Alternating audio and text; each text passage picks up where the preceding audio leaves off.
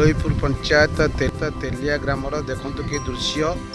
ये जलमग्न हो बर्तमान जलबंदी अच्छा ग्रामवासी ये हूँ मुख्य रास्ता। ये मुख्य रास्तार से मैंने अंटे पानी रे गामुछा पिंधिक जावासा कर ये हूँ चाष जमी देखु ये चाष जमी बर्तमान पानी केमती भरपूर रही चाष उपर आ भरोसा ना चाषीकर बर्तमान जो परिस्थिति है गाँ भितर पानी देखो से आगू हूँ ग्राम आगे अच्छी गाँ भीतर भी पानी पशि जाए से जावासा करना जो परिस्थिति बर्तमान उपजी पानी बढ़ुची घंटा घंटा पानी बढ़िबार लगुच नाटा टे कहे कान्हूचरण विश्वाल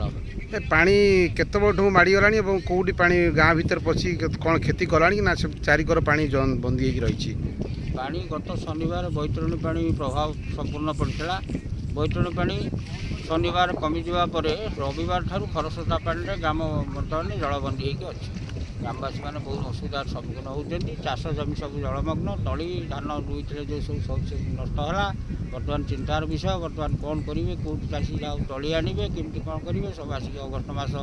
18 तारिख है समय अभाव समय भी ना तली संग्रह कर बिल पाड़ी रही तेणु एमती बहुत क्षतिर सम्मुखीन होती सरकार तरफ कौन मिलूँ सरकार तरफ अद्यावधि आमको किसी मिल ना आज कौन बर्तमान 3-4 बस्ता कौन चूड़ा 25 किलिया चूड़ा गाँव को पठे क्विंटाल खंड हम प्राय आई कथा कौन गाँव में कथा होता मुझे देखी नहीं